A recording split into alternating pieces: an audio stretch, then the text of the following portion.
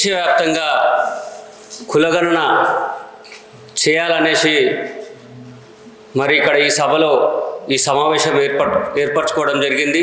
మరి మనం తెలంగాణ రాష్ట్రంలో గత 6 నెలల నుంచి చూసుకోవచ్చు. మరి ఆ ప్రభుత్వం ఆ రోజు ఎలక్షన్లకు ముందు కామారెడ్డి డిక్లరేషన్లో భాగంగా మేము కులగణన చేసి స్థానిక సంస్థల్లో 42% రిజర్వేషన్లు ఇస్తామని వాళ్ళు హామీ ఇవ్వడం జరిగింది. అదేవిధంగా మేనిఫెస్టోలో పెట్టడం కూడా జరిగింది.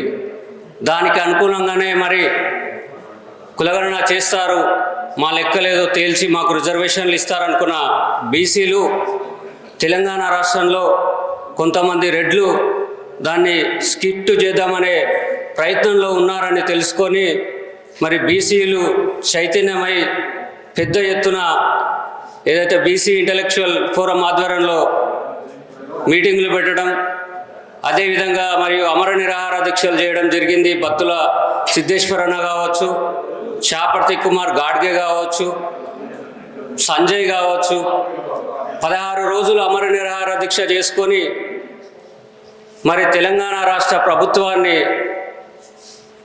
ప్రభుత్వానికి బీసీల వాదం గట్టిగా వినిపించి మరి తెలంగాణ రాష్ట్రంలో మనం కులగణన సాధించుకోవడం జరిగింది.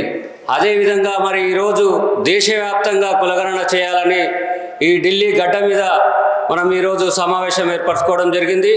అదేవిధంగా రేపు ధర్నా కూడా జరుపుకుంటున్నాం. మరి ఇక్కడ ముఖ్యంగా గత 70 సంవత్సరాల నుంచి అనేక రాజకీయ పార్టీలు వస్తున్నాయి, పోతున్నాయి. మరి బీసీలను మాత్రం చిన్న చూపుగానే చూస్తున్నాయి.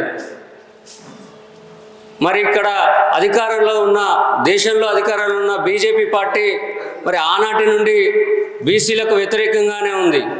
ఆనాడు మండల్ కమిషన్ సిఫారసులు అమలు చేస్తున్న సమయంలో మరి ఏదైతే బీజేపీ ఈ ఆర్ఎస్ఎస్ ఉన్నాయో ఈ రిజర్వేషన్లకు వ్యతిరేకంగా ర్యాలీలు తీయడం జరిగింది. ర్యాలీలు తీసి ఆనాటి నుండి అడ్డుపడుతున్నది బీజేపీ పార్టీ రిజర్వేషన్లకు.